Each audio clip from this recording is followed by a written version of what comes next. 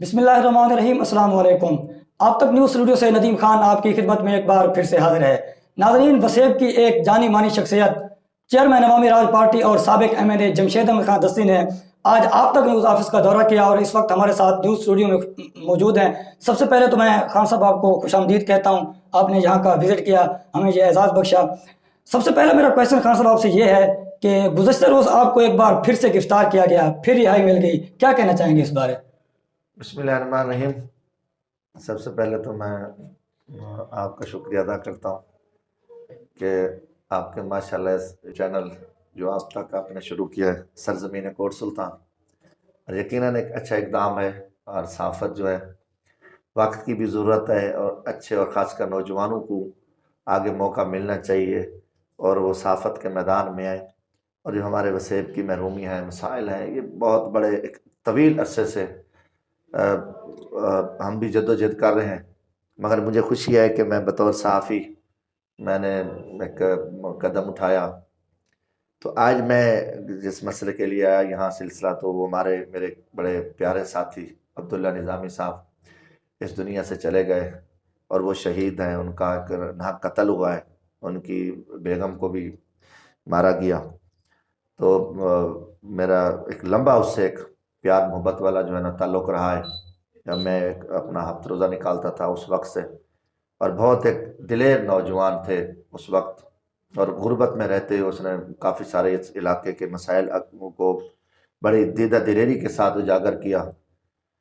और साथ ही आपसे मुलाकात हो गई। गुजारिश है कि जो आपका सवाल है, ये मामलात चलते रहते हैं ज़िंदगी में। हमारा जो रास्ता है वो बड़ा सख्त रास्ता है, और वो रास्ता यही है कि हमने यहाँ के जो वक्त के जितने बड़े फ़िरौन हैं, ज़ालिम हैं, जो समाज दुश्मन हैं, जो हमारे वसेब के दुश्मन हैं, और ख़ासकर हमारे मुल्क के दुश्मन हैं, जो हमारा एक प्यारा वतन है पाकिस्तान, तो माफिया है और एक ताकतवर माफिया है। वो जुल्म भी करते हैं, बदमाशी भी करते हैं, मगर वो कहते हैं कि हमारी जो सियाकारी हैं, बदकारियाँ हैं, उस पर एक सामने कोई बात ना करें। मैं अल्हम्दुलिल्लाह आज भी कायम हूँ कि मैं कच्चे घर की गरीब आदमी पैदावार हूँ, और हमारी जब सहाफ़त भी थी वो भी एक हक सच पे थी, और एक इनकलाबी हमारी सहाफ़त थी। अल्लाह ने मुझे सियासत में भी मौका दिया, तो सियासत भी सिर्फ दुनियादारी के लिए नहीं। जैसे आप देखें, लइये की सियासत है, पाकिस्तान की सियासत है, मुजफ्फरगढ़ की सियासत है। वो सिर्फ एक सियासत है कि सियासतदान आप MP MNA बनो, सबसे पहले SHO लगवाओ, लोगों की पगड़ियाँ उछलवाओ, झूठे मुकदमात दर्ज कराओ, फिर अपना उसके साथ ही आप पटवारी के ज़रिए लोगों की ज़मीनों पे कब्ज़े करो। और एक जैसे अंग्रेज़ ने एक बादशाहत कायम की थी, तो आज भी वही हमारे MP MNA कर हैं। मगर हम इस फरसूदा निज़ाम के ख़िलाफ़ हमारी एक तहरीक है जो कि चल रही है, और एक आम तबके की तहरीक है, और एक बहुत बड़ा मैं समझो कि हम एक मुज़ामती तहरीक है। तो इसलिए एक माफिया हमारे पीछे लगा रहता है कि जिनके मकरूह चेहरे हम कौम के सामने रखते हैं। जो पाकिस्तान की इस्टेब्लिशमेंट है, पाकिस्तान का जो मौजूदा सियासी निज़ाम है, हमारा इंसाफ का जो निज़ाम है, फिर अगर इलाकाई सतह पे आप देखें, जहाँ जगीरदार, वडेरे, नवाब, सरदार, ये बड़े बड़े मखदूम एक माफिया है, तो उसको हम लामाला उनकी जो बेगैरती हैं, जो मुल्क दुश्मन पॉलिसियाँ मैंने पहले कहा, तो हमने उनको डट के खड़े और खुले दिल से खड़े और हर फोरम पे खड़े हैं। तो ये सारा फिर प्लान होता है, कभी कहाँ जाओ, पीछे पुलिस लगा दी, कोई FIR निकाल दी, कोई कच कर दी, और हमेशा फेक मन घड़ा प्रापेगंडे होते हैं, और हम उसके लिए तैयार होते हैं।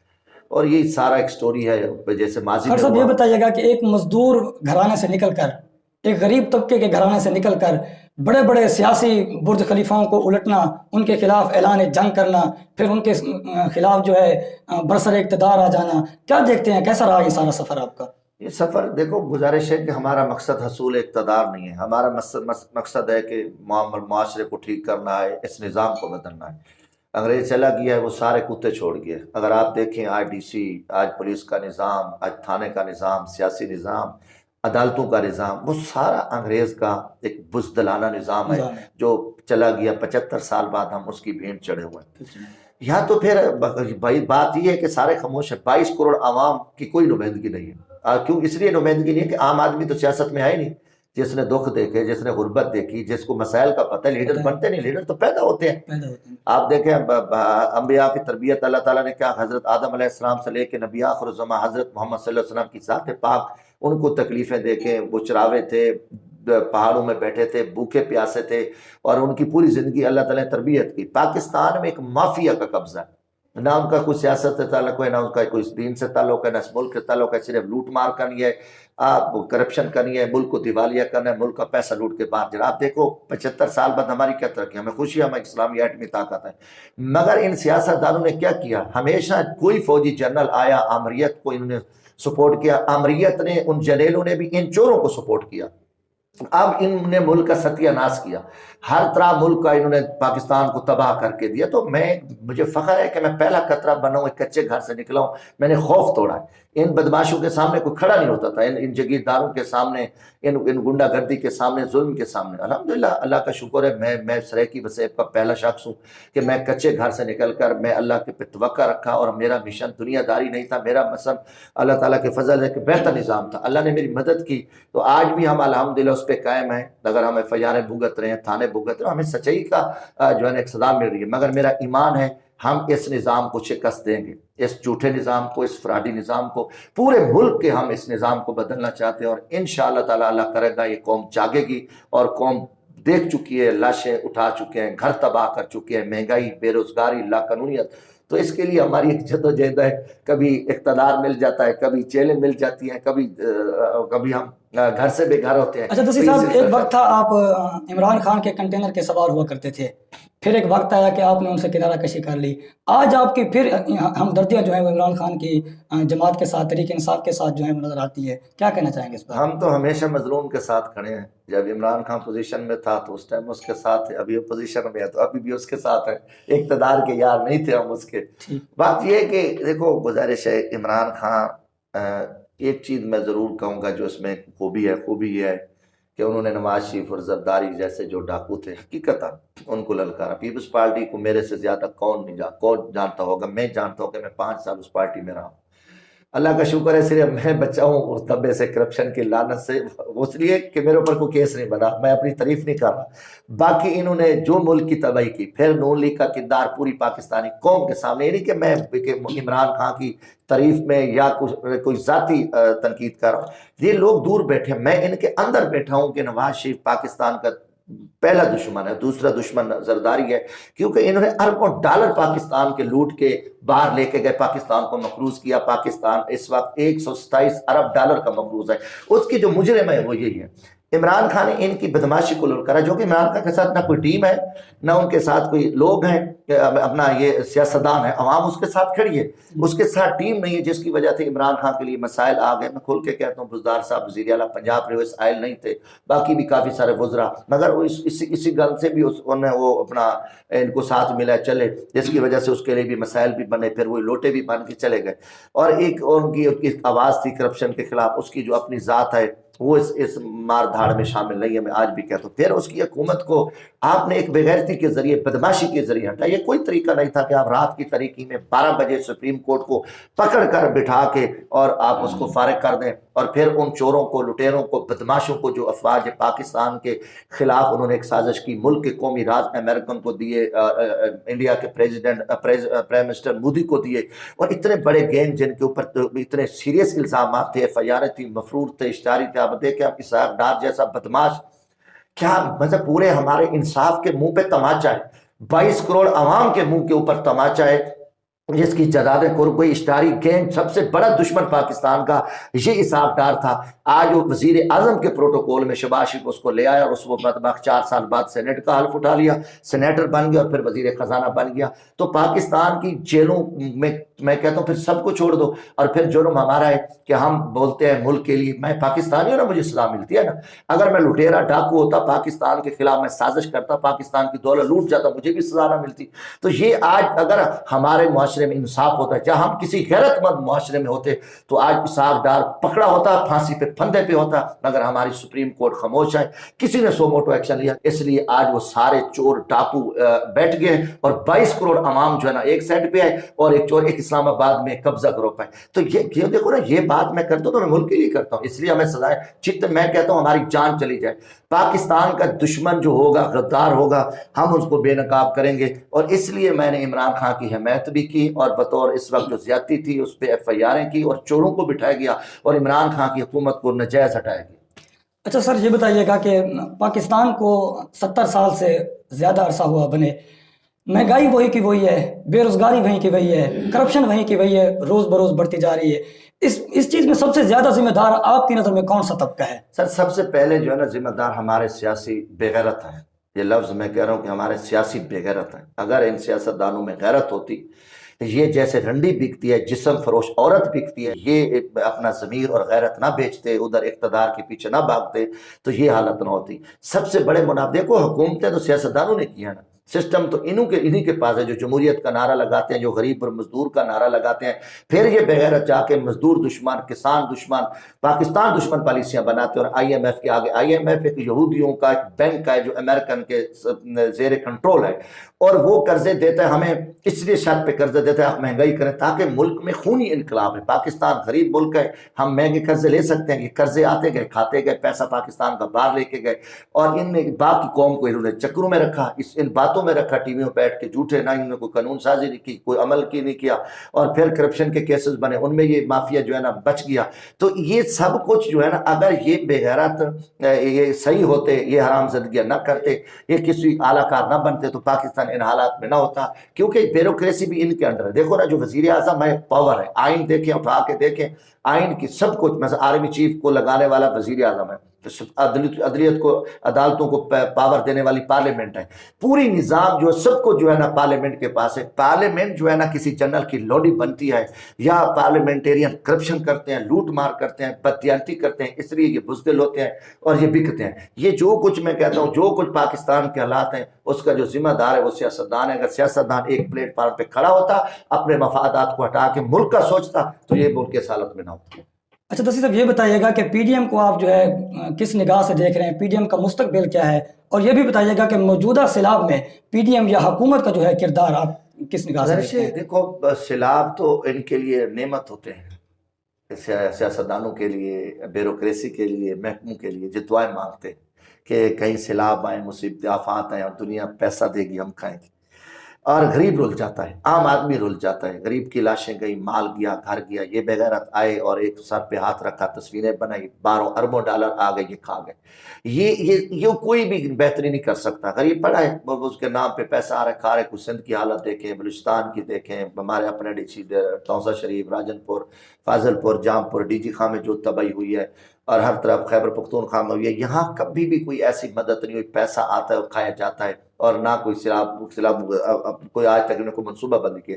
اگر سیلاب کیوں آتے ہیں, کبھی آپ نے یہ سوچا کیوں آتے ہیں؟ اللہ تعالیٰ ہمیں اگر پکڑ لیتا تو ہماری کتنی کوتاہی ہیں. یہ تو نبی آخر الزمان حضرت محمد صلی اللہ علیہ وسلم کے دعاؤں کے ذریعے آپ صلی اللہ علیہ وسلم نے یہ فیصلہ کرا لیا تھا کہ یا اللہ میری امت کو جو ہے نا اس بھوک پیاس میں نہ تباہ کرنا, ورنہ تھا آج ہماری کیا حالت ہوتی. اس پہ وجہ یہ بنتی ہے اگر ہم ڈیم بنا لیتے, اگر ہم اس پانی کو جو اللہ تعالیٰ نے رحمت ہے, ہم نے اس کو اپنے لیے زحمت بنایا. کالا باغ ڈیم نہیں بن سکا کوئی کام. اگر یہ پانی ہم سٹور کر لیتے, اگلے 10 سال کے لیے تھا. 2 کروڑ کیوسک پانی سمندر میں گیا ہے.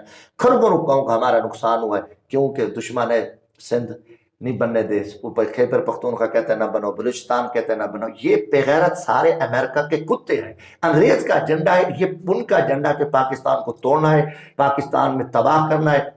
ڈیم بن جاتے, بجلی مفت ہوتی, کسان خوشحال ہوتا ہے کہ اتنا کوئی سلیمان جو قیمتی پانی, ہمیں کھاد کی ضرورت نہ ہوتی, ہماری اتنی خوشحالی ہوتی. یہ ہم نے جان بوجھ کے ہم سیلاب پیدا کرتے ہیں اور قوم پہ مسلط کرتے ہیں. آج دیکھو کتنی بجلی مہنگی ہے, اور ہم کیوں نہیں کام کیا؟ دنیا نے ڈیم بنائے, ہم نے کام نہیں کیا, اس کا ذمہ. مگر یہ قوم ہماری جاہل ہے, نالائق ہے.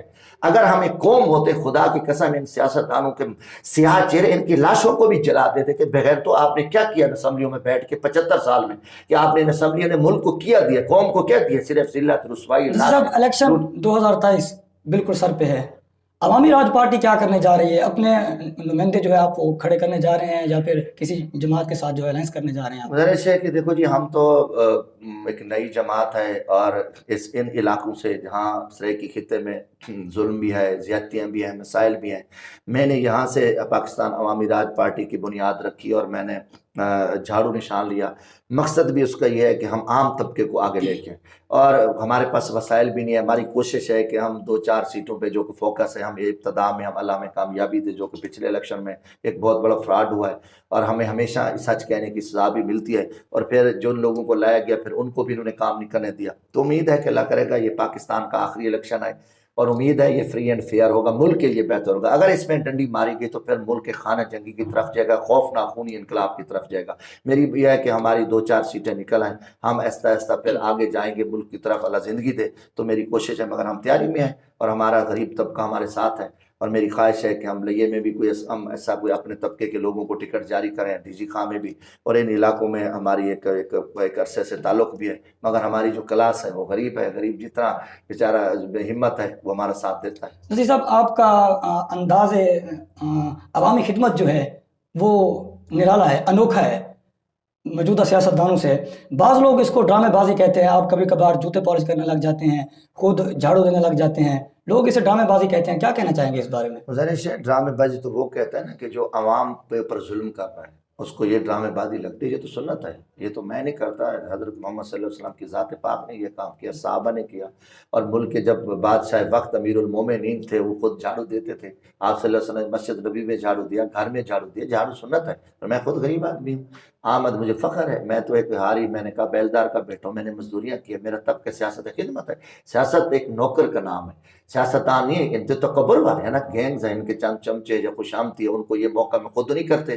اب دیکھیں وہاں تو مظفر گڑھ میں بغیر وضو جو سردار جنازے پڑھتے ہیں، تو سیاست خدمت ہے، مجھے فخر ہے کہ میں اب خدمت کرتا ہوں، میں ظلم، تشدد، انتقام، تھانہ کلچر سے میں پاک ہوں، اور میں نے خدمت کی الحمدللہ، اور مجھے فخر ہے کہ میں غریب آدمی ہو کہ میں نے وقت کے بڑے بڑے سرداروں کو شکست بھی دی ہے، اور آج بھی میں ان کے سامنے کھڑا ہوں۔ جی صاحب، سرائیکی صوبہ آپ کی سیاست کا محور مرکز رہا ہے، کیا کہنا چاہیں گے اس میں؟ ہے، رہا نہیں ہے، انشاءاللہ تعالیٰ یہ اگر میں کہتا ہوں کہ سرائیکی خطے کی عوام کو جاگنا چاہیے، اور جتنے یہ بے غیرت وڈیرے کھڑے ہیں یہ تخت لاہور کے غلام، ان کو چھوڑیں، ہمارا ساتھ دیں، آئینی بااختیار مکمل آئینی سرائیکی صوبہ بنے، اور 12 کروڑ پنجاب کے بعد یہ دنیا میں صوبے بنے ہیں، اب جنوبی پنجاب سیکٹریٹ کچھ بھی نہیں تھا، جب تک مکمل بااختیار ایک سرائیکی آئینی صوبہ نہیں بنے گا اور اس وقت کوئی بہتری نہیں آ سکتی۔ ہمارے تمام مسائل پہ تخت لاہور قابض ہیں، اور ساری دیکھ کی پوسٹ ان کے پاس ہیں، سرائیکی غلام ہے، تو اس لیے میری ایک مخلص جدوجہد، اللہ کرے گا سرائیکی خطے کے لوگوں میں کوئی ہمت آئے، کوئی ان کے چنگل سے نکلے، ان فراڈیوں کے، تو کھڑے ہو جائیں، تو میں انشاءاللہ ہم اس پہ کامیاب موجودہ حکومت کے نام کوئی ہمارے پلیٹ فارم سے پیغام دینا سر، چاہیں؟ موجودہ حکومت تو دیکھو اسلام آباد میں ایک ڈمی گورنمنٹ ہے، چند بدماشوں کو بٹھایا گیا ہے، باقی صوبوں کی تو چھوٹی موٹی حکومتیں ہیں، اور یہ حکومت ہے نہیں، ایک دہشت گردوں کا ٹولہ ہے، اور 22 کروڑ عوام پہ گن پوائنٹ پہ بدماشی کے زور پہ بیٹھا ہے، اور ان کو فارغ ہونا چاہیے، اور فوری فری اینڈ فیئر الیکشن کرانے چاہیے، اور یہ ملک کے لیے بہتر ہے۔ جتنے ہم اس کو ڈیلے کریں گے ملک کا نقصان ہوگا، کوئی بہتری کے چانس نہیں ہے۔ دیکھو نا، یہ ان کی اکثریت بھی نہیں ہے، پی ڈی ایم کے پاس کچھ بھی نہیں ہے، صرف اور عمران خان کی گورنمنٹ کو ہٹا کے ملک کو ایک خوفناک بحران میں ڈال دیا ہے، اور پورا نظام درہم برہم ہو چکا ہے، الیکشن کے علاوہ کوئی اور راستہ بھی نہیں ہے۔ میں اس کو حکومت مانتا ہی نہیں ہے، شہباز شریف ایک ڈمی سا کرپٹ، ایک بد کردار وزیر اعظم ہے، اور نلیک آدمی ہے، ان کی گورنمنٹ کو، اور یہ رسوا ہو چکے ہیں، ذلیل ہو چکے ہیں، ان کے پاس نہ عوام ہے نہ کچھ ہے، یہ بدماش بیٹھے ہیں۔ آپ تک نیوز کے بارے میں کوئی سر دعا گو ہیں، آپ کا چینل جو ہے نا، اللہ تعالیٰ اس کو ترقی دے، اور آپ ایسے ہی حق سچ کہتے رہیں۔ سب سے بڑی یہ بات ہے کہ صحافت جو قلم ہے یا آپ کی آواز ہے، وہ آواز ایسی ہو کہ اس میں پتہ چلے کہ یہ جو ہے نا تعصب سے بھی پاک ہے، خوف سے بھی پاک ہے، اور ایک صاف ستھری آواز ہے۔ باقی سیاسی وابستگیاں لازمی ہوتی ہیں، جب آپ چینل پہ بیٹھے ہیں تو حقائق بیان کریں، اللہ کا خوف رکھیں، موت کا ایک وقت مقرر ہے تو سچ کو کہیں، وقت کو ضرورت ہے، وسیب کو جگائیں، اور مجھے امید ہے کہ آپ کا جو یہ چینل ہے یہ اس وسیب کے لیے ایک بہت بڑی رہنمائی بنے گا، اور ایک لوگ اس پہ، میں بلکہ اپیل بھی کرتا ہوں کہ جو لوگ حق سچ کی بات کر رہے ہیں، جو آپ کی آواز ہیں مظلوم طبقے کی، اس کو آپ دیکھیں بھی صحیح، ان کے ساتھ تعاون بھی کریں، اور اپنی رائے بھی یہاں تک پہنچائیں۔ تو آپ یہ میرا آپ سے بھی یہی گزارش ہے کہ اپنا جو ایمان ہے اس کو اپنے سامنے رکھ کر جو ہے نا، اور بڑی جرت کے ساتھ حق سچ جو ہے نا آپ بیان کرتے رہیں۔ ناظرین، چیئرمین عوامی راج پارٹی جمشید احمد خان دستی ہمارے ساتھ میں گفتگو تھے۔ جلد ہی ایک نئے پروگرام کے ساتھ آپ کی خدمت میں ایک بار پھر سے حاضر ہوں گے، تب تک اپنے میزبان ندیم خان کو دیجیے اجازت، اللہ حافظ۔